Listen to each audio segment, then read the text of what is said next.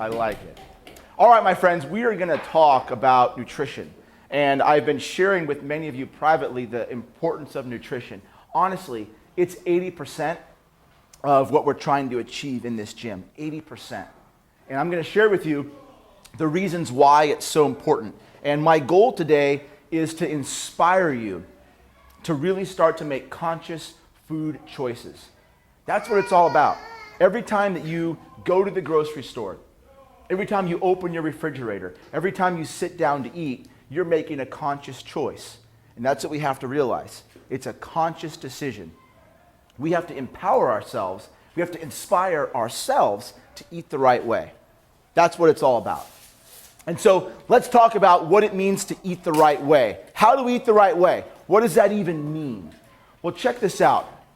We've got a few diagrams on our board, and I want to share with you how I first came to learn about the value and the importance of eating the right way.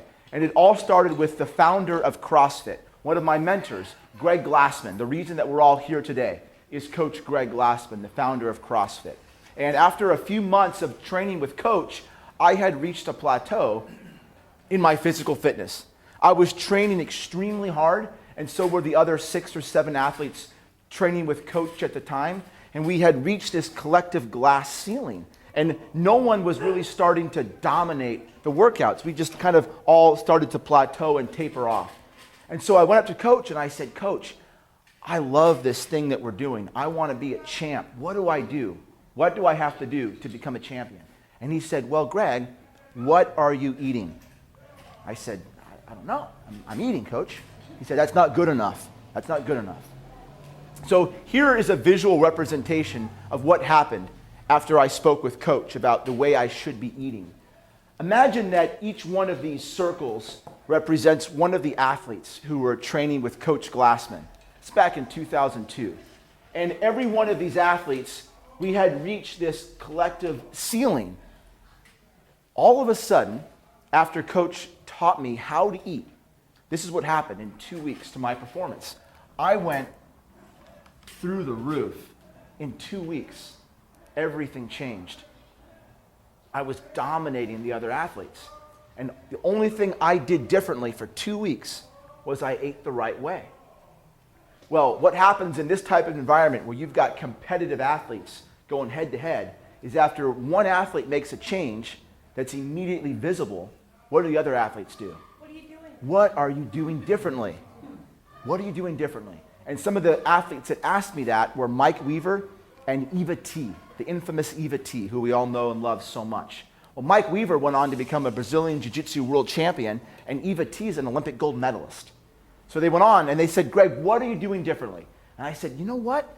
I'm simply eating the way Coach told me to eat. That's it. That's all I'm doing differently. Well, Eva T and Mike tried it for 2 weeks. And what do you think happened to their performance? 2 weeks later, my friends, boom, they're right up here alongside me. And the only thing that changed in their life was nutrition. And then it's an easy story after this. We all know what happened. Every other athlete started to eat the right way. And collectively, boom, we'd all reached a brand new level. The only thing that changed was food.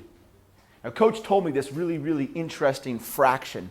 He said it's the 1 to 23 rule. So consider this. If I'm lucky, I get you guys 5 hours a week. If I'm lucky, you're here 5 times a week, about 5 hours of a week. So that means that on any given day, I have you for 1 hour. That leaves you 23 other hours during the day. 23 other hours. And that's the most important time of your day. It's not here with me. It's what happens when you leave here. And so on average, you work out with me 1 hour a day. But how many hours are spent home, at a restaurant, at a friend's house, eating? You're eating more than you are training. You're eating more than you are training. It's a simple equation. We can simply see it right here on the board. It's the 1 to 23 rule. And so in many respects, the hour you spend with me is less important than the time you spend back at home eating the right way. You have to make a choice. Are the meals that you eat during your time outside the gym going to enhance your performance in the gym or unravel it? There's no middle ground. They'll do one or the other. They'll either enhance what you're doing here in the gym or they will unravel it. It all happens back home in the kitchen. That's where the real magic takes place. Finally, I want to share with you a remarkable concept. It's a paradigm shift, I think. If I were to take each one of you, and if my intention was to create in each one of you a world champion athlete, here's what I would do. I would take you, I'd put you on a plane, and I'd fly you to a private island. And for 30 days, the only thing you would do on that island would be eat the right way. Just eat. That's it. No physical training. Just eating the right way for 30 days. So if we were to draw this on our whiteboard, here's what's going to happen. The first 30 days, nutrition. You're just going to be eating the right way. That's it. 30 days later, I fly you back here to the gym.